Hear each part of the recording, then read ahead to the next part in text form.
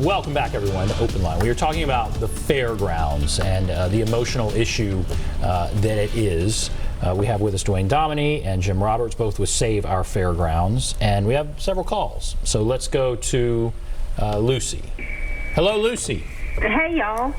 Well, you know, guys, this is what I thought. I thought that the whole idea of the charter was basically this, because, you know, they say, oh, Nashville's a county-wide government. And I'm like, no, it's not. Not all the county joined. And the way I always understood it is that our founding fathers of our metro government, with the history that we had with influence, with the Belle Meade, the quote-unquote Belle Meade fox hunting club crowd, that they just were sucking the city dry. And I think they put this in place to protect the little Willie Loman, so to speak, out there. You can't even sell your watermelons on the street corner anymore in Nashville, or your produce, or your little flea market stuff to pay a little extra on the light bill if you get behind. They've cut all that out because it was despicable to them. But I think they've got their eyes on the city bus lot up there, and they're going to keep reaching.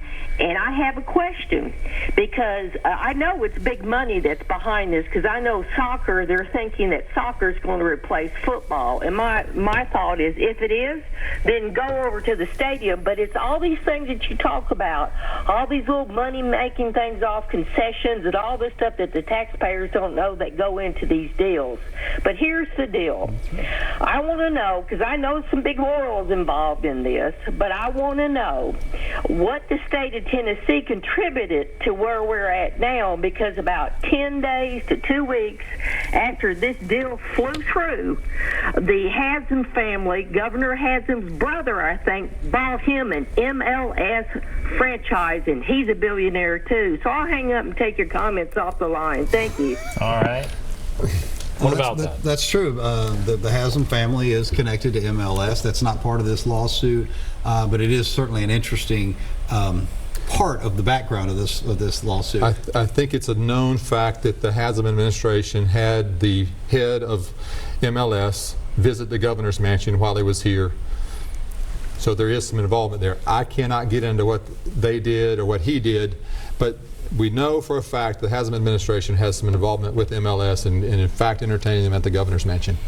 Okay. The state has been involved in this. In fact, after the referendum was passed, there was a state law that was enacted in 2012 that was specifically designed to protect the fairgrounds if Metro decided not to hold a state fair. And in fact, the representative who brought the bill forth, he said the reason for this was like a fallback position to protect the fairgrounds in case Metro just threw up its hand and said, we don't want to do it. Metro has now taken that statute and completely misinterpreted it and claims that that statute actually gives them authority to destroy the fairgrounds. And their entire argument is based on that somehow that wiped out or supplanted the entire structure of things that confine the fair board. It is a completely made up argument.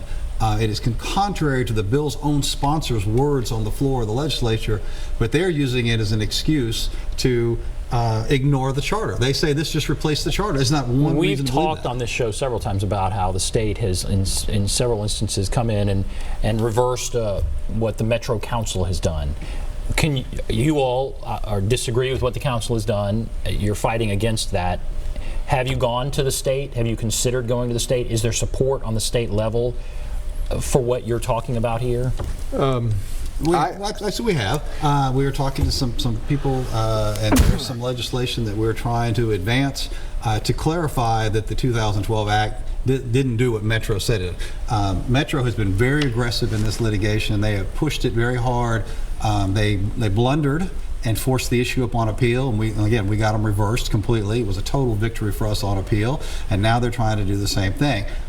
We are confident that if the legislature gets to the point that they think the fairgrounds is in danger, or the state fair is in danger, they may step in.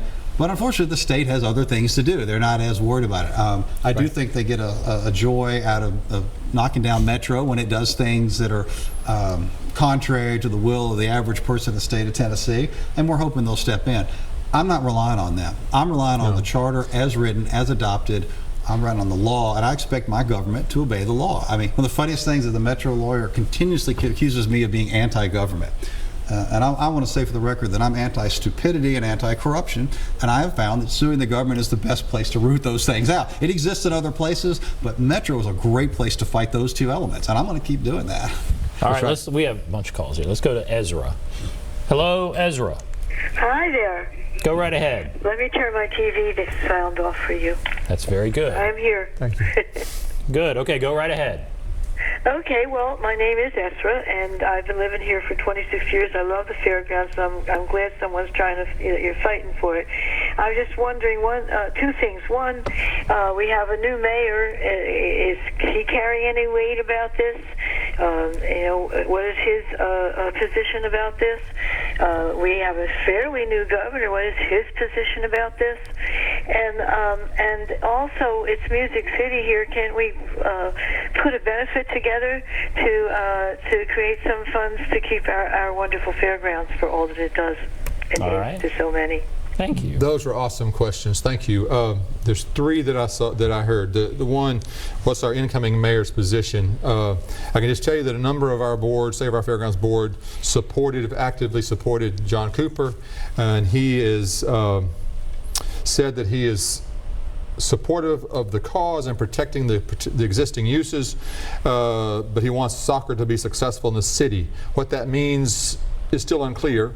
But the fact is he has been supportive of our cause far more than the outgoing mayor has been, both in bringing in SMI, the Speedway Motorsports Incorporated, which is wanting to bring NASCAR race back to the fairgrounds, which is one of the things that created the reserve funds that the fairgrounds operated off of through the Dean administration as they depleted them. But as far as the governor is a big proponent of agriculture and supportive of the state fair being held in Nashville.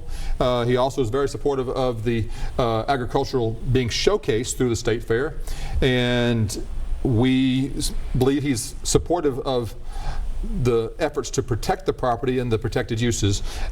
He's not gotten involved directly with that, but we do have folks that bend his ear about it fairly regularly. And then the third one was, I've gone blank. What was the benefit? Could we? It's Music City. Could we do a benefit? I love the idea of a benefit. Look me up, and let's talk about that. That's something I'll bring up to our board because I don't get to act on a board without the vote of the board. But I think that's a great idea because we're operating at the pleasure of those who support the fairgrounds property and want proper governance in our city, and their donation again through our webpage. All right, let's go to Mel. Hello, Mel. Yes. Right ahead. Yeah, I just have a comment. I think what's going on at the fairground is just kind of a microvision, you might say, of what's happening in the metro. You've got a bunch of people, money interest is moving into this city and bringing kind of a coastal flavor to it. California, New York, and just trying to make Nashville something that it never was intended to be, and that's why so many native Nashvillians are leaving because they can't afford to stay here any longer. But we really have got to get a handle on this, or it's going to be a different city than what most of us are used to. All right. Thank you. All right. Thank you, Mel. I want to say I agree with that gentleman 100%. When I was growing up, I grew up in Murfreesboro, but my father worked in Nashville. We came to Nashville all the time, and we used to laugh. People in Nashville would laugh about the idea of Nashville becoming the next Atlanta. And they would say, as a bad thing, as the worst possible idea. When I moved here in 1992, I've been here for 20-something years, 76 years, people were still laughing about the idea that we would become Atlanta. In the last 6 years, they have stomped the gas to turn us into Atlanta, and I don't even understand why. Why destroy everything about Nashville that makes Nashville great? If you want to rebuild the Gulch, I get it. The Gulch was a pit. Build down. You want to rebuild the areas that are blighted, go right ahead. But why sacrifice treasures? Why sacrifice things of value that make Nashville Nashville just to put up some more 800 more apartments? That's got to be corrupt. That is a corruption of the spirit and the heart of Nashville. Hey, use the word they used, inducement. Look it up. Bribe. Okay, all right, we're going to take a break. Hiram, others, hold on the line. We'll take a break and be back right after this.